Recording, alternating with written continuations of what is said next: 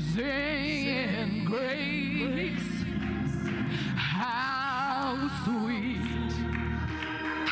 sweet the sound that saved somebody like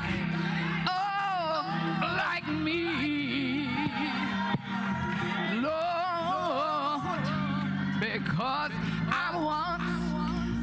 there was a time when I was lost. Oh, Lord. Good morning, everyone. It's a pleasure to be here with you all today. As Sister Minister RV stated, I'm Marilyn Benoit. I am a developing Sunday school teacher, not a preacher, and I'd like to thank her for inviting me to participate in this program this morning, and I can see the spirit is filled in the house. So, my topic is women of overcoming adversity and living with confidence. And we're dealing with the women of faith and resilience. And our tagline is living with the confidence through trials. Now, if I'm not speaking loud enough, please somebody raise your hand and let me know. Okay. Is that better? Okay, Jackie, don't start my time yet. Okay. I have a tendency to go over. But we're going to deal with the women of resilience and faith. And as I stated, it's overcoming adversity and living with confidence. Our scripture comes from Isaiah 43, verse 2. When you pass through waters, I will be with you.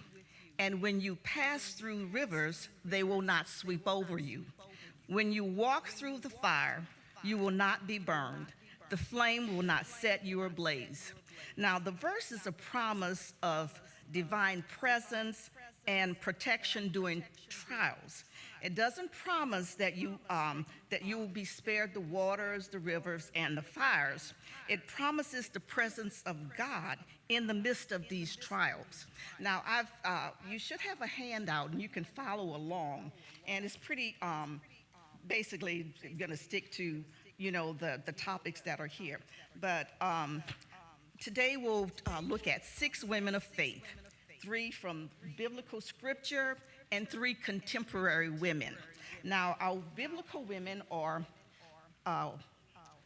Naomi, Esther, and Rahab, and a contemporary would be Stacey Abrams, Amanda Gorman, and Justice Ketanji Jackson. There's also some key words that you can look at in case some of the definitions have escaped your memory. And I also have a comparative chart. Now, the women demonstrate how faith, courage, and purpose allows one to pass through life's deepest challenges without being consumed by the challenges that they faced. And they faced the waters of sorrow, the rivers of destiny, and the fires of scrutiny, yet they emerged stronger, leaving legacies of hope and transformation. Now, we'll explore them according to the 3 metaphors, and the metaphors are defined for you in the definition, but it's associated with the verses. We have the waters, rivers, and fires, as I repeat myself through these women. And through each of these, we'll look at them through the lenses of their adversities, which is the challenges that they faced, how they responded, the response that they, projected, or the key actions, and then the divine confidence that they exhibited while going through these trials. Now, first we'll start off with Naomi. She's waters. Her metaphor is waters. And waters are the deep drowning weight of grief and sorrow. Now, she exhibited divine faithfulness, which is characterized by her adaptation and renewal as she, undertook her journey. So when you pass through the waters, I will be with you. And we go on, we see that she had the primary adversity of a personal loss. With her backstory, we see that Naomi and her husband Elimelech and her 2 sons, Mahlon and Chilion, resided originally in Bethlehem in the land of Judah. A famine occurred, so they left Judah Bethlehem and traveled to Moab. And this is when all of her personal sorrow took place. She lost her husband, Elimelech, and then about 10 years later, she lost her two sons, Mahlon, who was married to Ruth, and Chilion, who was married to Orpah. And Oprah Winfrey is supposed to have been named Orpah, but they misspelled it, so she became, instead of Orpah, she became Oprah. So just a little tidbit. So she has this, she's destitute, she's a widow, no one to take care of her. So she hears, while she's in the land of Moab, that there's now, the Lord has provided and taken care of the people back in Bethlehem, where she was originally from. And so, the Lord had come to the aid of his people by providing food for them. The famine was over. So she and her daughters-in-law decide to travel back to Bethlehem. Along the way, she decides, you all need, your young women, go back to your families, remarry, establish yourself. Ruth decided to stay. Orpah went away crying. So if you look at the, the program that I have, you can kind of see where Orpah is looking back and they're kind of heading on down the road. But to make a long story short, they continue on, Naomi and Ruth, and they arrive. She's bitter, she's empty, she's destitute. So they arrive in Judah, and people do recognize her, and she did have land there. But she navigated the deep waters of widowhood, displacement, and destitution. But yet her journey of integrity and hope she was never swallowed or swept away.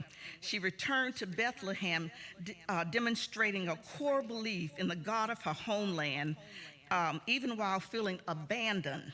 And she returned in despair and bitterness, stating from Ruth 1, verse 20, "The Almighty has brought misfortune upon me. Do not call me Naomi, call me Mara." So she went from being pleasant to bitter. But there was a gradual transition that she incurred from bitterness to pleasantness, demonstrating her persistent faith. And you'll see that theme throughout all of the women. They developed persistent faith in whatever that they were doing. So she, navigated the waters of, adversity. She had this great loss, but with her divine confidence, she trusted in God's providence. And that's defined in there also in one of the definitions. So she walked through the flood of grief and sorrow, and she was not overwhelmed by it. She was redeemed by Boaz. Boaz was a distant relative of her husband, and through the Levirate law, he was basically obligated to care for this family. So, she was placed directly in the lineage of blessing because of that, and her greatest loss became the catalyst in the line of King David. Now, as I said, she had this deep water of grief and despair, and her character was part of her deep love for her daughter-in-law. I think it's called Hesed love, that deep, compassionate love that she and Ruth had toward each other. But it allowed her to keep her head above the surface and not be overwhelmed. And she was redeemed by Boaz. He was the kinsman, he was the redeemer. He adhered to the Levirate law. And, he purchased land so that from Naomi that she would be financially taken care of for the rest of her life. And he married Ruth to continue the line of Mahlon, which was part of that Levirate society that they, dealt with. But Boaz gave birth through Ruth, Obed. Obed gave birth to Jesse birthed King David, and so you have the messianic line that started and proceeded on to Jesus Christ. Then, if you turn, we have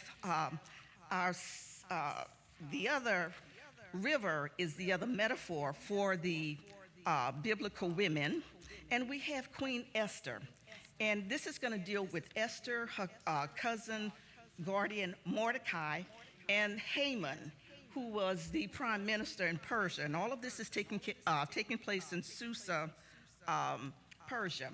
And we have King Ahasuerus, also known as King Xerxes, who is a part of this. So Esther navigated the rivers of destiny, and she exhibited divine courage characterized by her obedience, risk, and the intercession that she took place in. And her rivers were the overwhelming currents of political faith and political upheaval.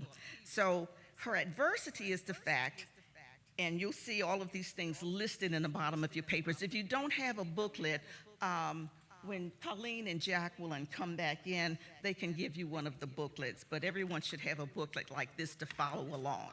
So she had a political attack. She had the Edict of Genocide that was made against the Jews. And the currents of history was against the Jews, and she was thrust into this power, but the king and the kingdom did not know that she was Jewish. So that was another issue for her. So she had a dilemma. But her response is that, she stood in the gap for her people. She did not forget where she came from and who she was. So with Esther's journey, we have this backstory where Haman, the prime minister, he made a decree, everybody had to bow to him. Well, Mordecai did not bow to him because he thought it was idolatry, which it was. So with the conversation between intermediaries, between Haman, between Mordecai and his cousin Esther, he said, for such a time as this, and you can look at Esther 4, verse 14, for if you remain silent at this time, relief and deliverance for the Jews will arise from another place, but you and your father's people, family will perish. And who knows but that you have come to your royal position for such a time as this, meaning that God placed you here to save your people. So we look at the challenge that he gave her. Act, do your action, take up for your people. So Mordecai and Esther decided that they were going to undergo prayer and fasting for 3 days. And behind those 3 days, he got all the Jews from Susa together. She got her maidens and her eunuchs, and they went into the prayer and fasting. And at the end of it, her decision was made. So she says that if I perish, I perish. And that's from Esther 4:16. So the rivers did not sweep her away. She steered it. As you can look at the challenge, Mordecai met further silence with divine counsel. He was her counselor. He solidified her certainty and awakened her courage. And from his side of the river, he rolled out the plan. So there was a plan. It was taken care of. And we see that Haman drew lots. It was the 12th month and 13th day that he decided, and this was the Jewish calendar, that he was going to annihilate the Jews. Well, once the king gives an edict, it cannot be taken away.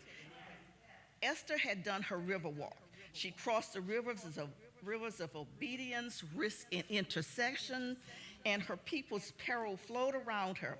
The ripples of God's plan ebbed and swelled, and she approached the king looking death in its eyes. Because if you approach the king without being summoned, that was immediate death, unless he touched you with his golden scepter. He did, and because he could not reverse the edict, what he did was give the Jews permission to take up arms, to fight against the armies that were coming toward him. That happened, and as a matter of fact, it's celebrated today with the Feast of Purim. Now, what's strange is that the same gallows that Haman had decided to hang Mordecai on, 70 feet high or something of the sort, some enormous thing. This is how vain this man was. He ended up being hung himself on the same gallows that he prepared for Mordecai. And not only did he die, his 10 sons, all of his 10 sons died also. So we can look at Esther. When you think about her, it has been stated that Esther is the reason that we still have Jews today, because the province of Persia was so large, it extended all the way to India, and it was 127 provinces with Jews, and they were going to be totally annihilated. But, this edict that King Xerxes did really was the reason, and due to Esther, that we still have Jews today. She was their salvation. So with her divine confidence, it demonstrates God's providence working behind the scenes. Esther's actions reflect the faith and solemn assurance that God is with them, those seemingly overwhelming and life-threatening circumstances. He's there. And the circumstances were not random on the part of God, but part of a divine plan for the salvation of her people. And this teaches us that even when we cannot see or feel God's presence, divine providence is at work. And we go on to Rahab. And I would like to say that the book of Esther, the book of Esther and the book of Ruth are the only books in the Bible that are attributed to women. And Naomi comes from the book of Ruth, if I did not state that. So we head on to Rahab. And Rahab, she exhibited courage through fire. She's walking through the fire of transformation. You can see with her story that she was transformed to harlot, to again, in the messianic line leading to Jesus Christ. So that's a big transformation. So she exhibited courage through fire, a legacy of faith and redemption. She walked through the fire of reputation, risk, and redemption. Her faith was her flame-proof thread. Now, her adversity was that she walked into political betrayal and high treason. She risked execution for treason for both herself and her family in the path of destruction by hiding 2 Jewish spies. Her response to this was her leap of faith. She had faith in the God of Israel, and she had heard about the God of Israel even before she met the spies. Rahab feared the God of Israel. First of all, everybody in Jericho, she was from the Canaan city of Jericho, which was the entryway into the land of Canaan. Everyone was afraid of Jericho because the fortress was so well constructed, and it was basically, you couldn't even penetrate it. This is how thick the walls were. But, they opened and closed the city gates at times, so this is how the spies were able to get in. But she had heard about the Jews being led out of Egypt. She had heard about the fact that God led them across the Red Sea on dry land, that they were fed manna from heaven, and that they had already destroyed 2 powerful Ammonite kings. So she chose her future lineage over her past city in Jericho. And she showed her faith by her works, and her works were hiding the spies. She abandoned her pagan gods. She confessed her faith in the God of Israel, and she hid the spies under flax on top of her roof. Now, they knew that the Jews were in the city because they were dressed different. The soldiers came because they knew also that the spies had gone to the harlot's house. What happened was they did not know that they had not left and that she had hid them, but they believed her when she said they weren't there. They left before the city gates closed going toward the Jordan River. So she asked the spies to remember the mercy and the loyalty that she showed them, and to protect her and her family at the time of the destruction of Jericho. And they gave her, as a commitment, one of them had the scarlet cord around the waist. They gave her the cord, told her to put it in the window, so at the time that when they came to destroy Jericho, that they would know to leave her alone. Well, they did come and destroy Jericho on that 7th day when they made their circles around the city, blew the trumpets, the walls came down. The only wall that was left standing was her wall with the red cord in it. So we can see now with her divine confidence, we have inclusion by conviction. Her faith was not of her own circumstances, but in the God of Israel, whom she had heard about. This connection brought her into the Messianic lineage. She went with the Jews after the destruction of Jericho, married a Salmon, a Jew. They had Boaz. So Boaz is the same Boaz that married Ruth from Moab.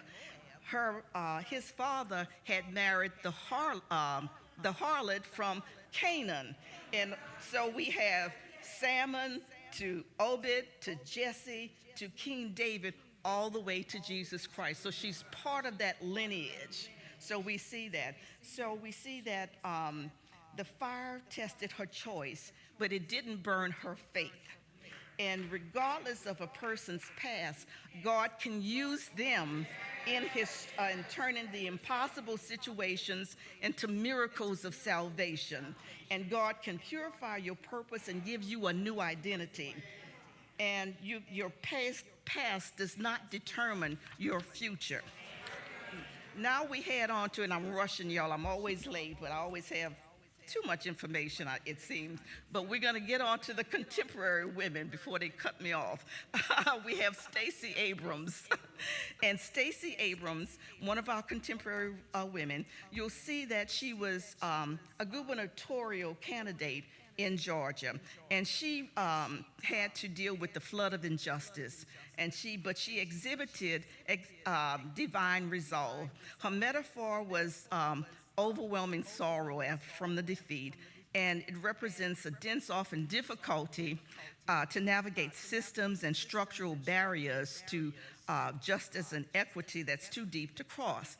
Now, she had her loss, and it was a defeat by a narrow margin, and it could have been prolonged and overwhelming.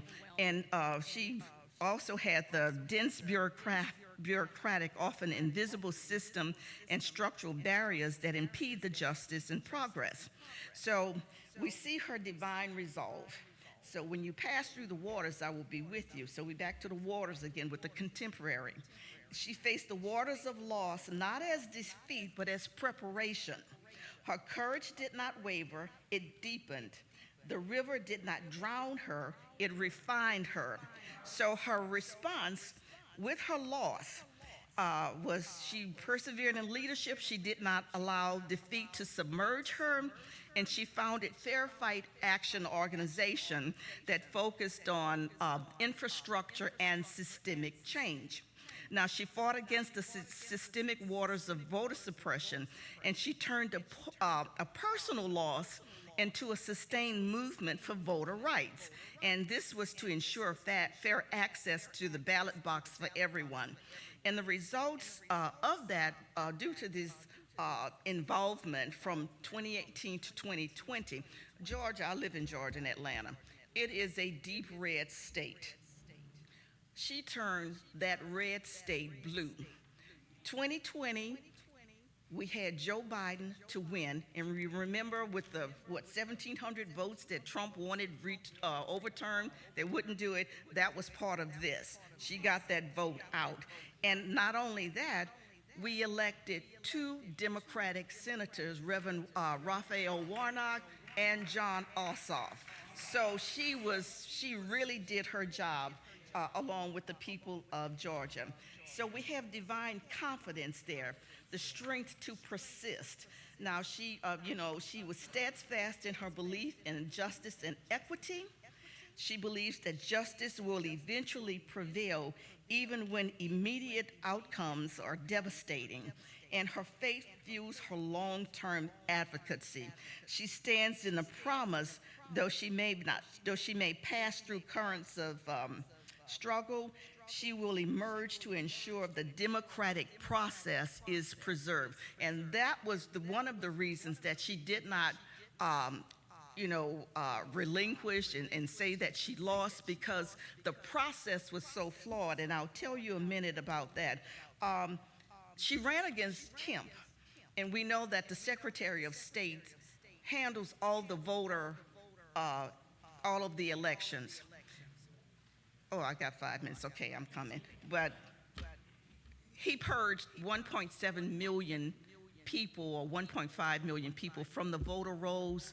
39% of the entire voters in Georgia, and 70% of that were black and people that were Democrats. So we can see that he cheated, and this is why she was so upset, because it was a very narrow loss, and had that not happened, we would have had the first black and the first woman governor of Georgia. So that's why it was so important to her.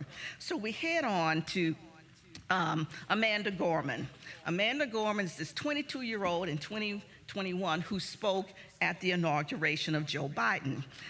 She was riding the wave of her voice. She exhibited divine hope, and she had the rivers metaphor that was, represented the currents of national consciousness and the high stakes moment demanding action. She came after the January 6th insurrection. So her adversity was her childhood speech impediment, the auditory processing disorder. It wasn't a stutter, but she had trouble pronouncing the R's. And then she had the pressure of being on the global space stage. When you think about how many millions of people actually saw her give her speech. But with her response to this, she corrected her auditory process through listening to the Hamilton Aaron Burr's Sir that helped her to correct pronouncing her R's. And she wrote and delivered The Hill We Climb. And that was a poem of struggle and divineness and identity. And she read that. You should have a copy of that. If you don't have it, Jacqueline can give that to you. And she weathered the rivers of division and injustice. She overcame her speech impediment through practice, writing, and professional help. She emerged on the other shore with jubilation and power, and she climbed a hill and spoke a poem that inspired a nation. Now, she was, with her divine confidence, she was poised and steadfast, and she demonstrated perseverance through struggle. And her poem reflects that reflected building bridges instead of sowing division in the nation, and that was very important. Okay, on to Ketanji Jackson. Justice Jackson. She established divine confidence. Her metaphor was fire, the fire of intense public scrutiny. And with her response, she maintained composure. She she responded with integrity. Even during the hostile confirmation process, and she emerged as the first black woman elected to the Supreme Court. With her divine confidence, she expressed faith, perseverance, and resilience. Fire refines, faith and preparation made her flame resistant, and it allowed her to stay centered while under the flames that raged around her.